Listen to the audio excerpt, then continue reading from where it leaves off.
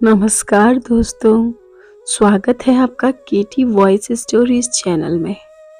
दोस्तों, हमारी आज की कहानी है ऑफिस के स्टाफ वालों ने मेरे साथ। लोग कहते हैं कि इंसान को सबसे दोस्ती रखनी चाहिए, किसी को अपना दुश्मन नहीं बनाना चाहिए। दुश्मनी किसी से की नहीं जाती। कभी कभी लोग आपसे जलकर भी आपके दुश्मन बन जाते हैं। ऐसा ही मेरे साथ हुआ। लोग बेवजह ही मेरे दुश्मन बन गए। मेरा नाम दिया है और मैं 21 साल की हूँ। मैंने एक नया ऑफिस ज्वाइन किया है। मेरे बॉस 35 वर्ष के हैं और शादीशुदा है। उनकी एडवर्टाइजिंग की बड़ी कंपनी है। यह ऑफिस नया है और मेरे अलावा और भी 70-80 लोगों का स्टाफ है। मेरी इंग्लिश पर कमांड अच्छी है, इस कारण मुझे प्रेजेंटेशन को बाकी काम में कोई प्रॉब्लम नहीं होती। बॉस का खुद का प्राइवेट केबिन था। उन्होंने ही मेरा इंटरव्यू भी लिया था। ऑफिस में मुझे मेरा रोल बताया गया। बॉस हमारे बहुत अच्छे थे, काम करने वालों की कद्र करते थे। कुछ ही दिनों में वो मेरे काम से प्रभावित हुए और मुझे नई नई जिम्मेदारियां देने लगे। मैंने भी उन्हें चुनौतियों के रूप में लेते हुए अच्छे से निभाया। जैसा कि मैंने पहले ही कहा था कि अगर आप अपना काम अच्छे से करो तब भी लोग आपके दुश्मन बन जाते हैं। लोग जलने लगते हैं।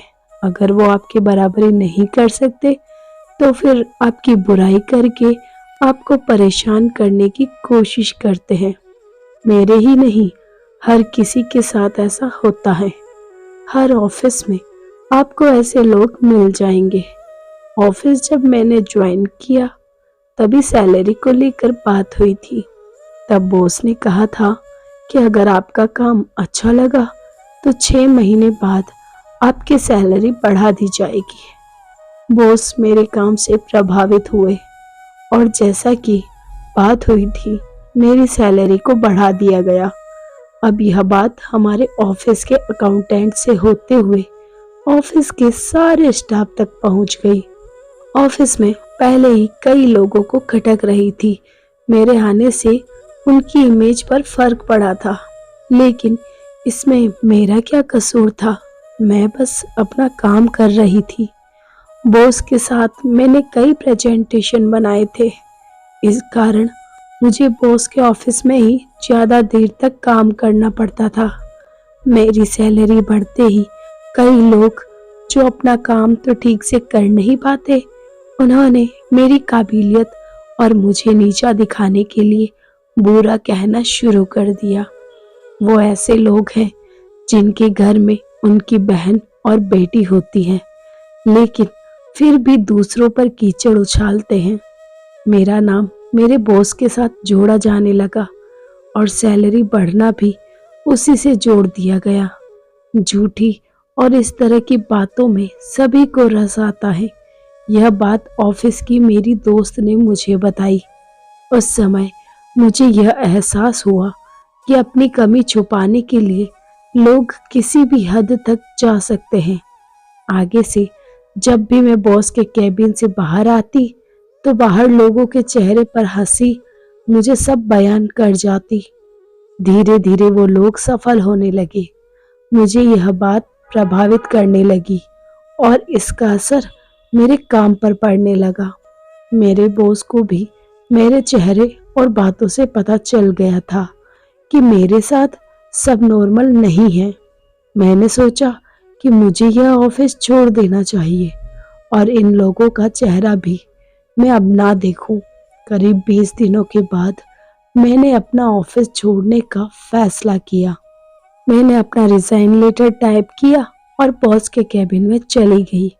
बॉस को मैंने रिजाइन लेटर दिया और कहा कि सर, मैं जॉब छोड़ रही हूँ। बॉस को जैसे शौक लगा। उन्होंने पूछा, क्यों, क्या हुआ, और कहीं जॉब मिल गई है? मैंने कहा, नहीं, अभी घर में कुछ दिन रहूंगी। बॉस को यह सुनकर अजीब लगा। उन्होंने कहा, मैं पिछले कुछ दिनों से देख रहा हूँ कि तुम्हारा काम पर असर हुआ है। क्या हुआ, तुम मुझे बता सकती हो? मैंने बोला, कुछ नहीं सर। बॉस थोड़ी देर चुप रहे, फिर उठकर मेरे पास आए और कहा कि देखो, अगर तुम्हारी पर्सनल लाइफ में भी कुछ प्रॉब्लम है तो तुम मुझे बता सकती हो। अगर तुम चाहो तो। तुम अभी छोटी हो, लाइफ में बहुत बातें हैं जो किसी को बताने पर सॉल्व हो जाती हैं। वो बोले, बॉस नहीं तो अपना बड़ा भाई समझकर मुझे बता दो। उन्होंने जब यह कहा तो मेरी आंखों से आंसू आ गए। मैंने उनको ऑफिस में चलने वाली बातों के बारे में बताया। सारी बातें सुनकर उन्होंने कहा, तो तुम भागना चाहती हो, वो भी झूठ की वजह से? बॉस ने कहा कि कौन है, मुझे अभी बताओ। हमारे ऑफिस में किसी भी तरह का हरास स्वीकार नहीं किया जाता है, मुझे बताओ। मैंने कहा, ऐसे मुझे किसी ने डायरेक्ट नहीं कहा। उन्होंने कहा कि जाओ, लेकिन मैं इतना गारंटी से कह सकता हूँ कि जहाँ भी तुम जॉब करोगी वहाँ भी ऐसे लोग होंगे। ऐसे लोग हर जगह मिलेंगे। ऐसा ही होता है, पहले लोग तुम्हारी बराबरी करने की कोशिश करते हैं, फिर जब वो नहीं कर पाते तो वो बुराई करते हैं। फिर भी अगर तुम्हें फर्क नहीं पड़े और तुम अपना काम करती रहो तो वो हार कर चुप हो जाते हैं। तुम्हें अभी भी नौकरी छोड़ना है तो तुम जा सकती हो, लेकिन जब तक तुम कमजोर होकर भागोगी, लोग तुम्हें भगाते रहेंगे। उनकी बातों से मुझ में एक नई शक्ति आई और मैंने अपना फैसला बदल दिया। मैं अभी भी उसी ऑफिस में हूँ, लेकिन कई को छोड़ के जाना पड़ा। उस दिन के बाद बॉस सख्त हो गए थे। आखिर इस तरह की बकवास से हर भले इंसान को फर्क पड़ेगा, तो शायद यह उनका तरीका था कि सबको चुप और सबक सिखाने का। इन सब बातों से मैंने बहुत कुछ सीखा कि बुरे लोग हैं तो मेरे बॉस जैसे भले लोग भी हैं। आप अच्छे हैं तो आपका साथ देने भगवान किसी न किसी को भेजता ही है। धन्यवाद दोस्तों। आई होप आपको हमारी ये कहानी पसंद आई होगी। तो ऐसी और कहानियाँ सुनने के लिए बने रहिए हमारे साथ और अपना प्यार और सपोर्ट हमें यूं ही देते रहिए। वीडियो को लाइक और शेयर कीजिए। चैनल पर नए हैं तो सब्सक्राइब कीजिए, साथ में बेल आइकन को प्रेस कीजिए ताकि न्यू स्टोरी का नोटिफिकेशन आपको मिल सके।